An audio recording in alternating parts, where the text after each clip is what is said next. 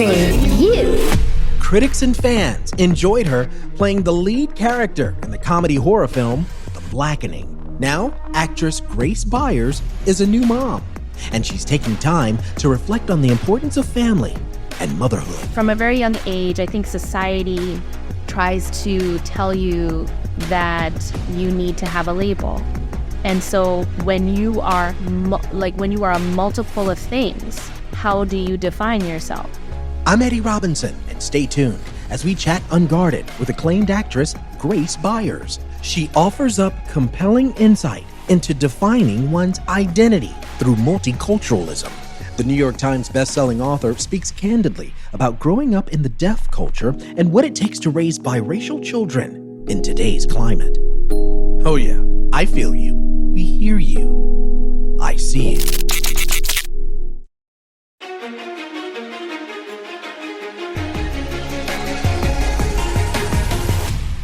You're listening to I See You. I'm your host, Eddie Robinson. This little reunion about to crack. We got the whole crew back. Really, a cabin in the woods. Now let's get it all in perspective for all y'all. She's an actress and New York Times bestselling author and can be seen in the second season of Prime Video's critically acclaimed series, Harlem. Look at what the cat ate, choked on, and regurgitated. Previously, Grace appeared for 4 seasons as Anika Calhoun in the Fox music industry drama Empire, opposite Terrence Howard and Taraji P. Henson. You are accusing me of betrayal? After all those women, all those lies, and now her? I told you that's over. It's not over. It's over. It's not. It's over. And on Fox's Marvel series, The Gifted, created by Matt Nix and Bryan Singer. It's him! Fire! If we don't stop her now, we might never get the chance. Take care of our family. The Gifted season finale, Tuesday on Fox. On the big screen, she's appeared in the crime thriller Bent, starring alongside Sofia Vergara and Andy Garcia, the upcoming film The Retirement Plan, opposite Nicolas Cage, and most recently, America, especially Black America, has embraced her and her character Allison in the Tim Story-directed comedy, The Blackening. What kind of house is this? No, thank you. The Blackening? Whoa! Jim Crow Monopoly. It probably runs on racism. Her children's books, I Am Enough and I Believe I Can, were both published by HarperCollins and remained on the New York Times bestsellers list for months at a time. She's joining us virtually from her home in Los Angeles. And we're so grateful to welcome her to the show, acclaimed actress Grace Byers. Grace, thank you so much for being a guest on I See You. Thank you so much for having me. Thank you. And you're calling us from Los Angeles, right? Yes. Okay, all right. I was just making sure, just throwing that. I was like, I didn't even ask her. I forgot. But I've always loved the name Grace, also the name Faith. And if I ever have a child who's female, I'll be choosing one of those 2 names. It's so beautiful. I'm a new dad, actually. You're a new mom. Congratulations there. First question, how are you doing? How are you doing, Grace? Coming off some incredible energy and love from so many of us who've seen the film The Blackening over the summer. How are you doing? Oh my gosh. Normally that question would be like, oh, I'm great. Things are great. Now that question is so much more loaded. Yeah. And things are still great, which is wonderful. Things are really, really awesome. But also just navigating this maze of motherhood, which holds its own challenges, right? And you can only talk for yourself as a new mom, right? So I can't speak for any other mom, but I really am a person who, especially when I don't know what to expect, I'm preparing, okay? So like the nursery is done. Like the house is clean. The filters have been changed in my AC. Wow. You know what I'm saying? Like the hospital bag is packed. Like I'm prepared. I'm doing my little exercises. I'm stretching up. I'm like, okay, I'm doing all of this stuff, getting ready in the best me I can for motherhood. Even with all of that preparation, there was no way to prepare fully as to what this journey was going to be. And there was no way for anyone to prepare you because all people can say is, this is what happened to me. This may not happen to you, but this is what happened to me. And so I took all of the stories, and I'm like chock full of all of these things that could happen, may happen. Will this help me be prepared for motherhood? And I'm telling you, it was like our beautiful baby boy came, and it was like none of that stuff applied, right? Wow.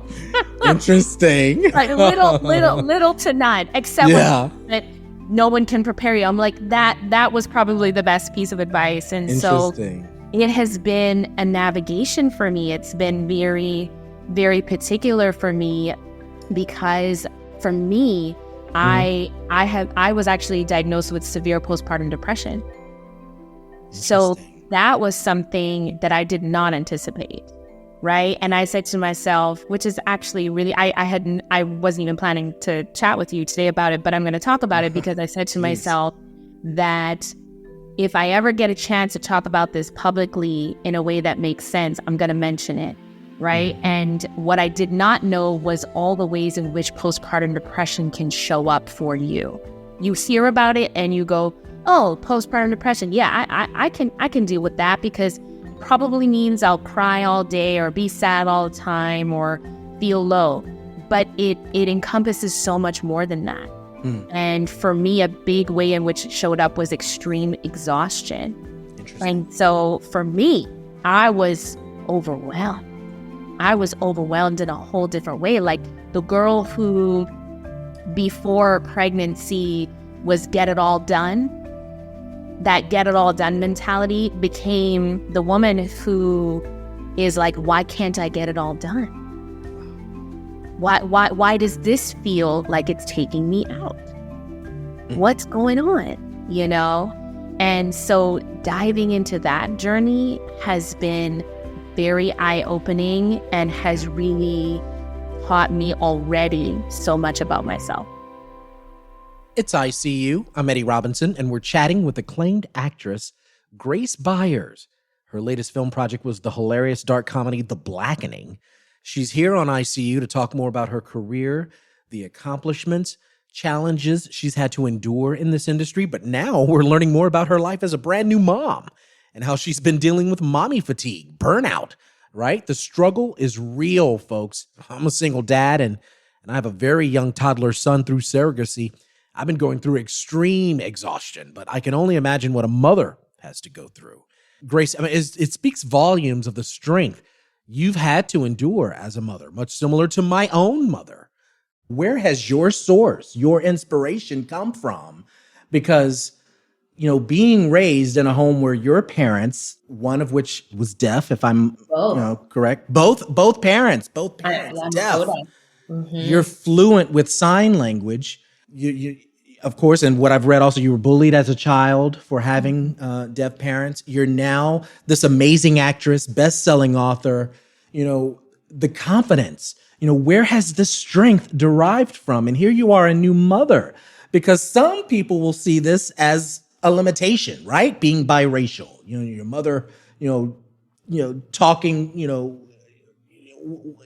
not talking, or maybe she is talking, but kind of give us some insight as to, the source, your inspiration of where all of that comes from as a biracial woman of color.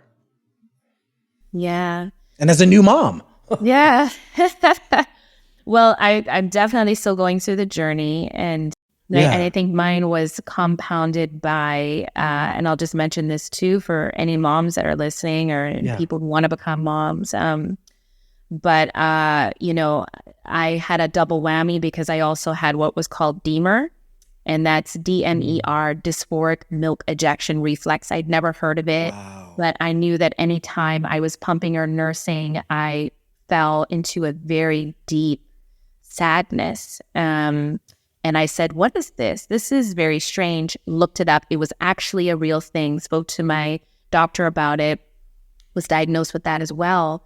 And it's one of these things where it's a physiological reflex where at any time you eject milk, your dopamine levels drop low and you're experiencing these feelings of sadness and depression and all of that. And so I was experiencing DMER, which would catapult me into the postpartum depression and back to the DMER. And so it became this cycle, right?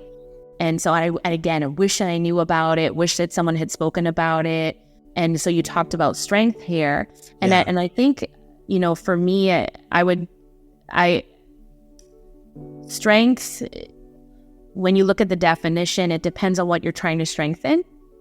So for me, I have a lot of things within my foundation that offers it. I think the thing at the core for me has been my relationship with God, right? So my faith, my belief system has been a core part of that foundation to strengthen spirit and mind and heart. I think it's also very important to reach out for help. That has been hard for me, right? So I was raised by my mom in a single parent household. You mentioned biracial. So my dad is white, my mom is Black. I was raised by my mom in Black culture back home in the Cayman Islands. So seeing my mom as a beacon of strength, seeing her being this independent, strong Black woman, we know what that is all about. Seeing her do it by herself made me go, I can do all things as well too. And although that was not a lie, that it was very true, I now realize as an adult and as a mother that she did it by herself in so many ways because she had to. And if my mother had soft places to land, she might have chosen those soft places. And so seeing my mom do it all and now being in this space where I felt like I needed to do it all, I was reticent to lean on villages. That was something that I was very trepidatious about. I did not want to ask for help, right? I wanted to be able to handle it on my own. But in this season, I had to reach out. And so a big part of who I reached out to was a therapist, absolutely, to help strengthen my mind, my emotions, to be able to put things in a perspective to say, am I wilding? Am I bugging? And have her go, let me break this down for you in a way that makes you understand that not only is this common, but it is an absolutely normal thing. It should be more normalized for us to reach out for help, right? So that was a part of my strength system. Sure. My husband, of course, a huge part of my strength system, just like holding my hand, walking me through it, being so supportive, so loving, offering an ear, offering a shoulder, offering whatever it is I needed. My friends, my family, my husband's family, you name it. I was like, what do I need and where can I pull on this from? And with all of that, my personal trainer, all of these people that I started to bring into my circle to help weave together that fabric of strength that I could hold on to and inherit as now my collective strength.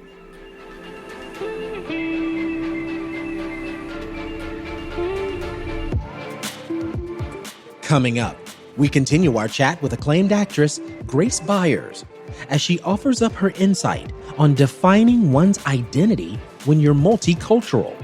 How does that work?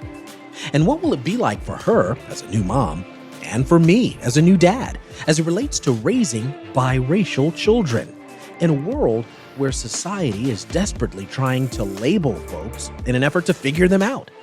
You do not want to miss this extremely candid conversation about what it means to be othered. I'm Eddie Robinson. I See You returns right after this.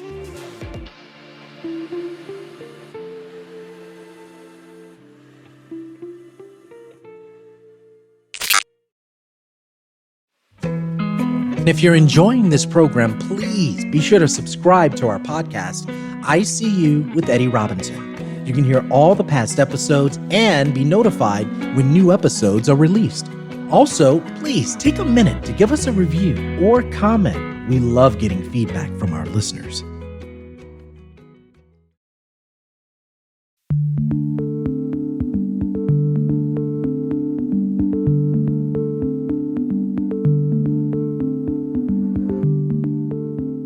This is I See You. I'm Eddie Robinson, and we're so excited to have with us a special guest, New York Times bestselling author, acclaimed actress, and new mom, Grace Byers. So thrilled she had an opportunity to break away from her son and take a minute or two to conversate with us on ICU. Our chat, which we were planning to have a pretty robust conversation about her latest film, The Blackening. It's a really crazy horror comedy, which did extremely well in theaters, by the way, and now receiving some great love on digital platforms, streaming in households across the country. We'll certainly talk about that film and why it resonated so much with audiences everywhere, regardless of whether you're black or white. But earlier in our episode, we couldn't help but touch on the impacts of mental health and what that means for many of us who are parents, for mothers who are raising children, for single fathers like myself, fresh from dealing with an emotional roller coaster of the fertility industry. We're so grateful to Grace for sharing with us her own medical issues and what it's been like for her, the lessons she's had to learn from her own journey. Hopefully, these kinds of conversations can reach someone who's also struggling with depression and other symptoms associated with this disease. Again, Grace, thank you for showing grace throughout our chat. She's calling us virtually from her home in Los Angeles. And Grace, it helps to hear other people's stories in a sense to help us maneuver through all of these negative voices, right? These whispers that shrink us on some level, but you were able to plow through all of that and work in progress as well, from what I gathered in your earlier comment, right? Of where you are today. And that really speaks volumes. And I'm under the impression that that's pretty much what led you into the world of children's books, right? And seeing that there weren't many books that represented, the struggles and the complexities of being biracial and our skin tone is different. And what was your goal in kind of going into that route of writing children's books and making sure that you were able to fulfill that void of representation? You just the first part of what you just said. So definitely working through it. It's a process, right? And just here to say, if anybody is still working through your depression, you're still working through your postpartum phase. I mean, this is not limited to new moms. This is anybody who is dealing with feeling like you're struggling with something internally, right? Like It's still a process and we are all working through it. So just wanted to definitely encourage listeners in that realm. And then the children's book thing. So the other day I was walking through Target and I decided to walk through the children's book section. And I was so delighted to see that the majority of the books that were on the shelves were all books of color.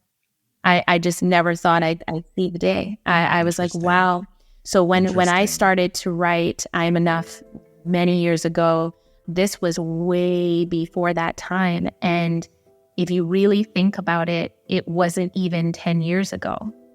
Right? So, because I wrote I Am Enough in 2016, and it was published in 2018. And it didn't become a New York Times bestseller until 2020. And so at that time, when I wrote I Am Enough, I did not see that. You did not see that. When you walked down the aisles of these children's book sections, you would not see like a multitude of books of color. You just wouldn't see it. There were a few out, but it wasn't overwhelmingly beautiful right before your eyes like it is now. And so for me, it was so important to write a book that dealt with a bunch of things at once. So whether it was, of course, the overarching theme is self-love, right? And what does that mean? What does that look like? But if you read I Am Enough in its poetics, you'll see that there is so much room for the differences that we all hold as human beings, the individualities, the idiosyncrasies. You can see that there is a reference to purpose and to knowing your worth simply because you were born, not because you have to earn it. And so with that, there are many children of color in that book, but it was very much on purpose to put a little Black girl on the front of that cover to represent me, to represent my family, to represent the household that I grew up in. And so that was without question something that we were like, yep, absolutely want to put out there. And so it has been, the response has been so overwhelming. Like My publisher jokes that it's the book that keeps on giving. But that's the point, right? It's to keep on giving representation, to keep on giving confirmation that you are perfect just the way you are, that you don't need to change anything about yourself, that you were fearfully and wonderfully made, that you were not an accident, not on purpose, that you on this earth have so much value that we cannot put a price on it. And I'm trying to figure out how that was conveyed to you as a child. You know, going back to the upbringing, you know, as a person from a multicultural background, being Caribbean American, originally from the Cayman Islands, your mother is Caymanian, father American, you know, and they're in the deaf culture. But, you know, what was it like for you to be in a world that wasn't so black and white, so to speak? Yes. So for me, I always knew as a child growing up that I looked differently than my mother, right? My mother is a dark-skinned Black woman, and I was not dark-skinned. And so I was like, Mom, like, what's up, you know? Mm-hmm. And my mom made it very clear, hey, you know, your dad is white. You know, you have an American white father, and that's a part of who you are. But I think as far as the identity journey was harder for me because it's from a very young age, I think society tries to tell you, whether it's directly or subliminally, that you need to have a label, right? And so for me, that was hard because I really lived at that center of intersectionality of being white and Black, being American and Caymanian, being of deaf culture and of hearing culture. And so when you are a multiple of things, how do you define yourself? And what was difficult is, as a child growing up, I was constantly accosted with needing to define myself. And when you are still discovering who you are and you're still discovering where you've come from, and when you're in that process of learning, it is so hard to answer that question. And so you're left with a non-answer.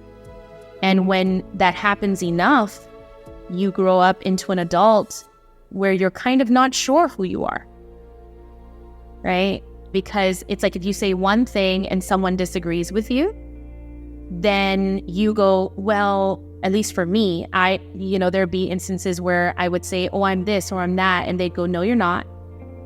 You know, you have this or you have that. And I would go, well, maybe they're right. Maybe that is the case. And I started to define myself by what other people thought of me. And so that journey of coming to self and understanding self was a long one. And it wasn't until I became an adult, in my adult years, that I finally shut off all of the cacophony and sat with myself and said, okay, who am I? Right? And laid the facts out, saw the facts, and went, okay, great, that's who I am. And now I walk into rooms and I wish someone would try to tell me who I am, honey. Okay, I would, please try. Please try. You know what I mean? But I had to go through that journey, right? I had to go through that for myself to know for sure, so that when I did step into those rooms, it didn't matter what your opinion of me was. I know for a fact who I am, what my history is. I know for a fact the blood that runs in my DNA. I know that. You can't take that from me, right? And whether you like it or not, whether you see it or not, whether you agree with it or not, is actually irrelevant and inconsequential, right? And I think that is so important for children to know. And I think this goes back to even the children's books, but it's so important for children to know that, so that they can become adults that know that, so that we can really participate in our purpose in the way that we were always meant to. Yes. This was incredibly helpful. I had no idea we were going to go into this route. Me neither. I'm Eddie Robinson, and you're listening to ICU. We're chatting with acclaimed actress, author Grace Byers. She plays a starring role in the dark comedy film The Blackening. Her children's books, I Am Enough and I Believe I Can, were both published by HarperCollins and remained on the New York Times bestsellers list for months at a time. Interestingly enough, I wanted to, I don't know why, but, I wanted to mention this story to you. As a gay man, as a single dad, raising a very young son right now, could you perhaps even, you're a New York Times bestselling children's book author, offer up some encouragement for yours truly, and especially for this child that I have who might feel as othered as he grows up. He may be seen by other kids as different, not only because he's biracial, but also that he has no physical mother as a part of the family. And he has this book that he really, really loves from Colin Kaepernick, I Color Myself Different. And he absolutely loves the book. But I find myself, as we're reading it, we flip through the pages where he hugs his mother. And that was a very sort of interesting knock to my instinct to say, maybe I should not kind of show him any of this, now. But this past Mother's Day was very interesting because Xavier was way too young to sort of comprehend what was happening. But when I picked him up from daycare, one of the staffers handed me a photo card of him that they were working on, all the kids in the toddler one class. On the front, it said, Happy Mother's Day. Mm-hmm. And I was like, I tried to play it off. I was playing it very calmly, very cool. And I said to her, as I was picking up Xavier and he's running through the doors to greet me and whatnot, I said, we're going to have to give this to Granny or Auntie Dion. Yeah, and these women now hold that role, right? His grandmother, his many aunts, my mom's sisters, they've played a role in his life. But yeah, I'm sure I'm at a point, where he'll ask at some point in the future, what's going on with mother? What's that all about? And I'll have to explain to him about, how surrogacy works when he gets to a certain age. And I wanted to get your thoughts.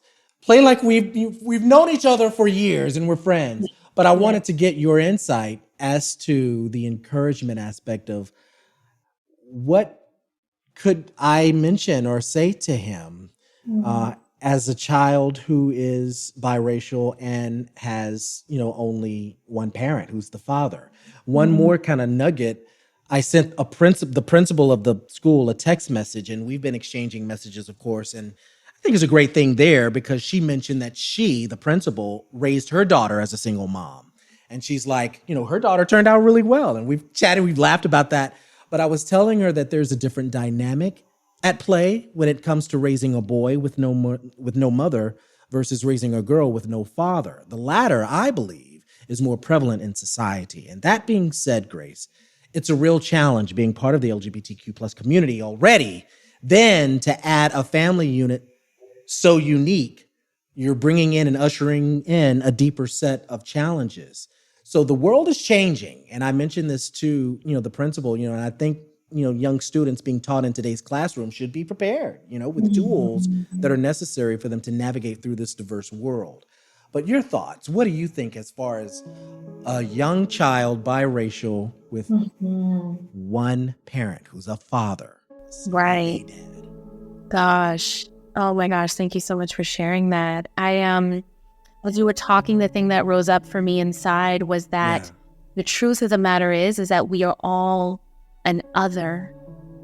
Every single one of us is an other. The only reason why we can use that terminology in today's world and we know what that really means is because society has done such a really great job at making it seem like the world should be something. Otherwise, there would be no other. Right? Other in comparison to what?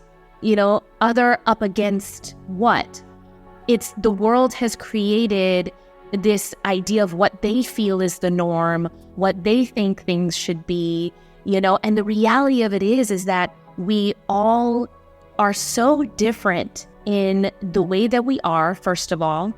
Not one of us has been made the same. That's what's so amazing about just the world in general, right? So we were all crafted and created just individually. And even if we tried to find somebody who was exactly like us, we would fail with the billions of people that are on this earth. So we are all really an other.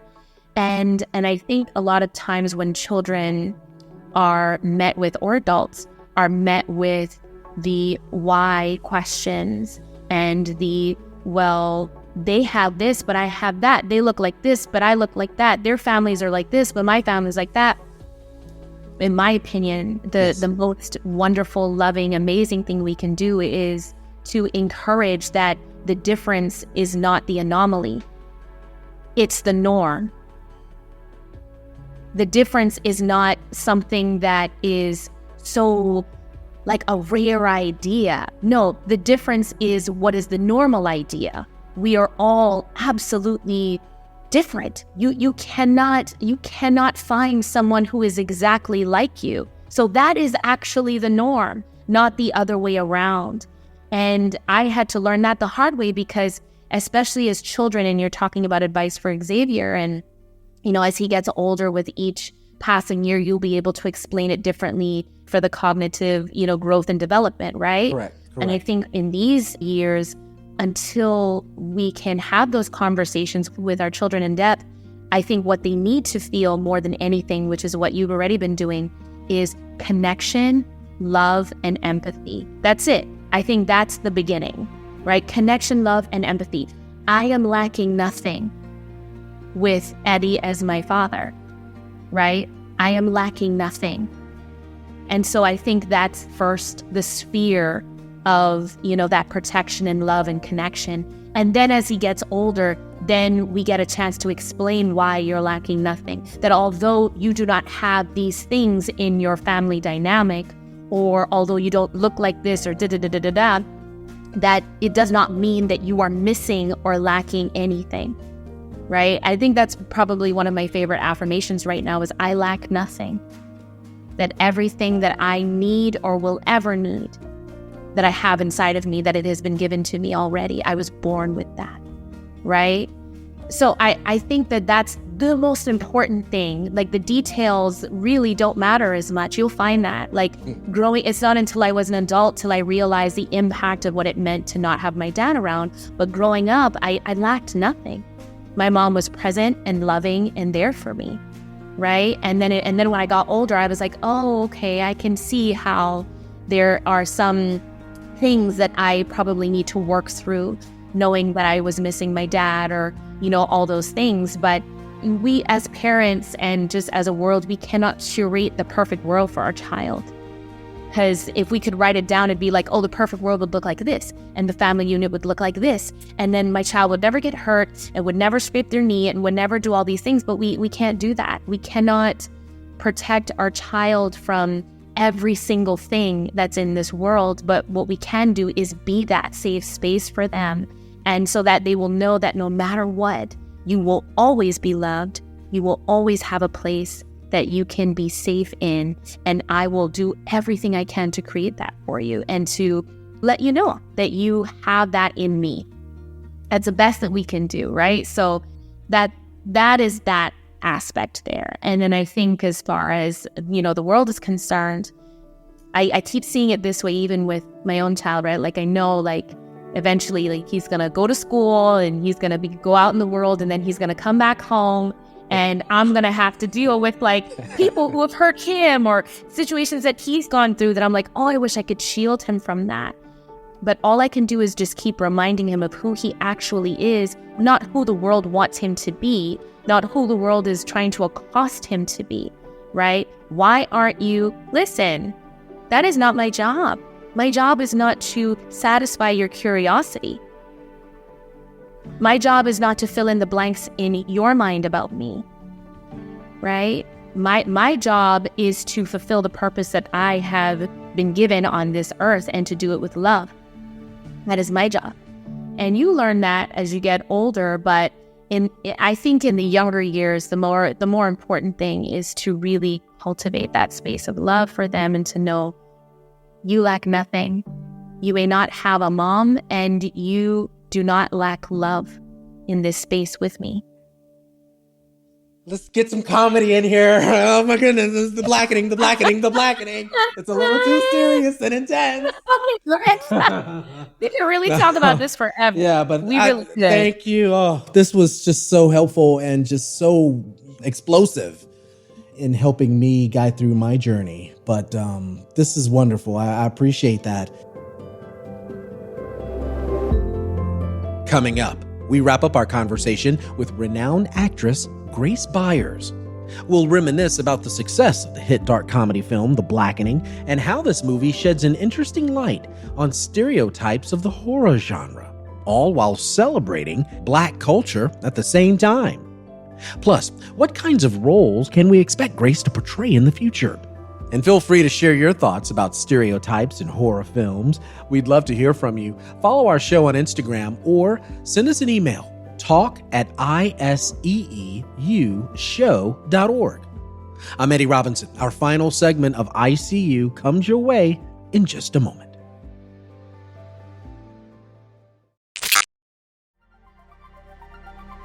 If you're enjoying this program, please be sure to subscribe to our podcast, ICU with Eddie Robinson. You can hear all the past episodes and be notified when new episodes are released. Also, please take a minute to give us a review or comment. We love getting feedback from our listeners. In your predicament, the Black character is always the first to die. I will spare your lives if you sacrifice the person you deem the blackest. Guys, I can prove I'm not the blackest. Prove it. I thought Black Twitter was a type of seasoning. I like Jimmy Fallon without the roots. Wrong. I voted for Trump. What? Twice? You're listening to ICU. I'm your host, Eddie Robinson. We're here with Grace Byers. She's an acclaimed actress who plays the role Allison, a very powerful and outspoken character in the horror comedy film The Blackening, now available wherever you digitally stream your favorite movies. The Blackening centers around a group of Black friends who reunite for a Juneteenth weekend getaway, only to find themselves trapped in a remote cabin with a twisted killer. Forced to play by his rules, the friends soon realize that this is not a typical board game. And there's certainly nothing boring about this film. There are a few screams and shocks here and there. After all, it's still a horror genre, but it's hilarious. And you can certainly tell the cast in the movie enjoyed themselves while shooting it. We've been chatting with Grace about motherhood, mental illness, and the shape it's starting to take on people's lives post-pandemic. We've even had some interesting conversations around raising children and the notion of identity and race when faced with components of multiculturalism and being biracial. Our final segment ends with this crazy movie called The Blackening. Grace Byers, looking fantastic on camera, chatting with us virtually from her home in Los Angeles. Again, with The Blackening, I thought we needed to have this project because all that's happening and what's been going on in our world, it's just been fascinating to have a film that has a moniker of "We all can't die first," which really gets at the heart of the stereotype, right, of Black characters in horror films. And right. Historically speaking, are often the first being killed. I'm sure you have been presented other scripts of horror films in the past, but, tell us about, the fun that you all experienced, because you can see it on the screen, and perhaps even the challenges that you had in bringing a character like this onto the screen. Because as I understand it, you may have been, provided scripts in the past, but you accepted this role and played it brilliantly. Wait, chili powder, girl? What I'm finna do, cook? Sorry, girl, we ran out of nuts. How did you feel about playing this character? I loved every single moment of playing Allison. Allison is not a punk, okay? Yeah. But we do on Juneteenth. She is in it to win it, but what I loved, and you just said that, right? You said the moniker of, we can't all die first. So like piercing that stereotype, piercing that trope. And we do that so much in the film. Why Black women gotta save everyone all the damn time? And so you're right, with this horror films that I have received in the past, it wasn't easy, like absolutely not. Like, seriously? Listen, I'm an empath. I be taking this stuff seriously. Okay, you can't be. Nope, we ain't gonna do it. Like, I'm just, I cannot. You'll internalize, yes. Forget it. That's okay. Forget it. It's too dark for me. I need to stay in the light. So I easily said no. And so much to the point where when I finally got this script, my team already prefaced it. They were like, okay, Grace, we know you're going to say no. Wow. Because you always do. And we know that this is not your your realm. However, Tim Story is directing this one, and Tracy Oliver, who you have worked with on Harlem, had co-wrote it. So just wanted to, just if you're interested, just take a look. And I said, okay, well, love and know both of those names, so let me take a look. Read the script, and to my delight, I saw that it was the film version of that sketch that we had all seen that went viral a few years before with Dwayne Perkins and his improv group Three-Peat. How did you survive? Okay, so you know how in horror movies, the psycho killer always kills the black person first? Well, when he saw that we were all black, it kind of f***ed up his mind.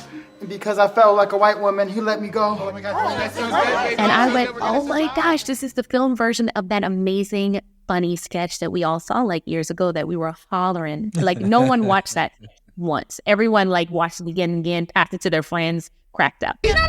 That does not make me the blackest, okay? I am very white. I watch Gilmore Girls every day. I let my daughter call me a bitch. And I say hard on. Yeah. Yeah, we've really been meaning to talk to you about that. Read the script and just thought it was so hilarious, so smart. Loved the way in which, because really when you watch the film, it is really, I mean, it's really funny. And the things that we're dealing with, the characters in the script take very seriously. Okay, yeah. We're the only ones not laughing. Okay, all y'all are laughing, but the characters do not find this funny. We mean business. You're trying to survive, right? We try to live. This is life or death. So, with all of that, I think it was so wonderful to see the comedy rooted in so much truth and humor and proclivities and the Black culture inside jokes. And all the things that make us us. Like you look at this film and you're like, that's my friend group, or that's my family group. Oh yeah, we do that when we play spades, or we certainly do that when we hear a noise, or there's all these things that we understand so intrinsically as people of color, that specifically Black people, that we can say like, wow, like I feel seen in this moment. And so reading it, I was just like, I couldn't stop laughing. And when I auditioned for it, got the part. Wow. And when we shot it, it was, I don't know if you would ever believe this, but it was even more fun to shoot than it was to read. Like everyone was just so funny, and we just kept improving. I'm telling you, the producers were sick of us. Okay, seriously? They were like, if y'all do y'all doggone job. Okay, like they were really sick of us. Like we just had a ball. We had a ball. And the challenges, to your point, I think it was difficult to, because that adrenaline, right? So again, I spoke about it. I'm an empath, and so my body did not know the difference. And even if you weren't an empath, I don't think your body would know the difference between whether or not you're really running for your life. And so those adrenaline and cortisol spikes, that roller coaster was hard. And so I was exhausted, but I was just as filled as I was, physically depleted, and so it was a joy. It really was a joy to shoot this. And it seems that it was also informational, edutainment, because there was a sense of, to me, it was a new realm, a new route of filmmaking for horror films, but yet it was somewhat of an edutainment attached to it, because there's commentary there when you're asking someone who's the blackest, right? I mean, right. Just put aside the comic relief for a split second. And when you ask who is the blackest, on the surface, on some level, it could be pretty offensive. But there's commentary there. There's conversation that needs to take place there. And I'm curious, with that being said, Grace, do you feel that people outside of the Black community should be invited into these kinds of conversations about how Black someone is? I don't think, unless you're Black, I don't think that you need to add your voice to that conversation. But I do feel that even though that's a conversation that is had in the film, that it does not exclude non-Black audiences from seeing the film. Right? Does that make sense? Yes, makes sense. So, and the reason why I say that is because I think in the Black community, we have kind of been trying to quantify Blackness for a very long time. Right. And I think it's futile. I do, because we say all the time, we say that being Black is not a monolith, right? Yes. Blackness Yes. is not monolithic. Well, what do we mean by that? What we mean is that and this is what I would venture to say, is that when we say that Blackness, being Black is not a monolith, we are not monolithic as Black people, what we mean is that we all talk differently, we look differently, we have different experiences, all of which can be under that umbrella of Blackness, right? And so when we try to quantify that, we will always find ourselves exactly where that group found themselves in the Blackening, right? Like we eventually, there's a conclusion to that conversation. Yes. And, and it's really, it's subjective, when you look at it. So I think that's why I don't think anybody else should be invited to that conversation. But the humor in that conversation in the film lies in the fact that we all know that we have done that before, where we've been like, well, you ain't Black, or you ain't Black enough, or you blackity Black. Yeah, or, let me take your Black card away from you. Yeah. Right. Black card revoked. Yeah, Black card revoked. For all these different reasons. And so I think that's definitely part of the humor there. This is ICU. I'm Eddie Robinson, here chatting with Grace Byers, the actress from the film The Blackening. She can also be seen in the second season of Prime Video's critically acclaimed series, Harlem.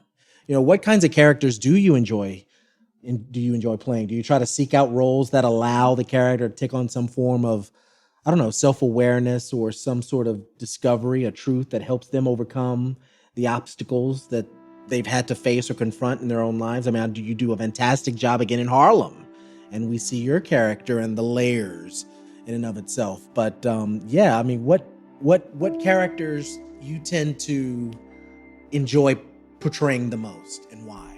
I love any character that I can flesh out in a multidimensional way. Okay. I hope that doesn't sound too general, but I can always say to myself, I'd love to play this character or that character, this kind of character. But whenever I do get a script, what I always look for in scripts are, what's the overarching message? Okay. So what's the overall narrative, right? That I'm adding my voice to. Makes sense. I get on board with that? Okay. And then the specifics of the character are, can I flesh this person out to be a living, breathing human being? Because the one thing that you will never find me doing, and I think it's because if I were to do it, I couldn't play the character in a way, is judge my character. Like, even if the character is doing horrible things, although I will not agree with the things that they may be doing or saying, can I understand why someone would say or do those things? Because we're human, right? For any human being, all you need are certain things to be put into place for you, and this could be a possibility for you, right? Like, let's be real. If this was a life that you lived as a child, or if this is what happened to you and you were abused, or this is what, like all these things, like, can I lend my understanding to this character in a way where I can get why they would do something like that? Gotcha. And that's going to be, a lot of it's going to be in the script, and a lot of it is going to be something that, I would add to the script internally to see if I could fully flesh this person together. But what I don't want to play are people who don't have that 360-degree life. That's what I don't want to play. So if it's not in the script, can I add it? And if I can't add it, then maybe this isn't for me, because then the character becomes a part of an agenda, as opposed to a part of a narrative. And that's something I don't want to play. I don't want to play people who are part of an agenda. Totally makes sense. Like, you're not interested in the person, you're just interested in what this person will do for the story. Absolutely. Is there anything that we should be on the lookout for as it relates to the Grace Byers experience? Listen, we talked about Harlem. Fingers crossed that there will be a season 3. We talked about Blackening. Fingers crossed that there will be a sequel to that. Okay. But I am in the process of writing a 3rd children's book. Excellent. And so I'm excited about that. Excellent. And so we'll see when that one kind of gets off the ground. Our last and final question that we asked to all of our ICU guests: of all the accomplishments, Grace, and the challenges that you've had to endure as an acclaimed actress, as a mother, as a wife, and as an amazing woman of color, what lessons have you learned about yourself thus far?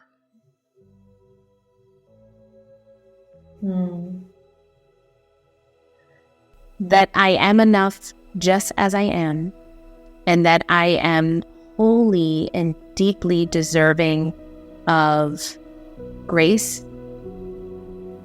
I think that pretty much encompasses it, you know, being named Grace and having so much grace for so many other people. I have begun to understand my name and the meaning of my name in relationship with me in a whole new way. And I think that everything that I've entered in, any job, any role in my own personal life, whether it's wife or mother, that as much as I want to be able to do it all, and sometimes want to see my worth and value in what it is I do or how I show up or present or perform, that I go back to the basics of even what I was inspired to write, and I am enough, and knowing that I am valuable and worthy just as I am, and I deserve so much grace for me as I continue to grow, learn, and evolve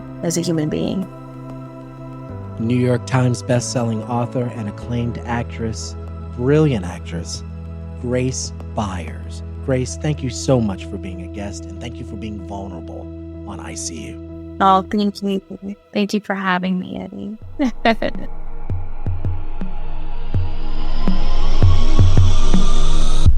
Our team includes technical director Todd Holzlander, producer Laura Walker, editors Mark DeClaudio and John Mitchell Good.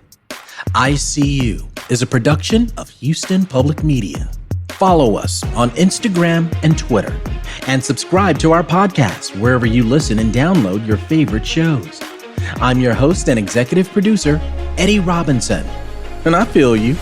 We hear you. I see you. Thanks so much for listening. Until next time.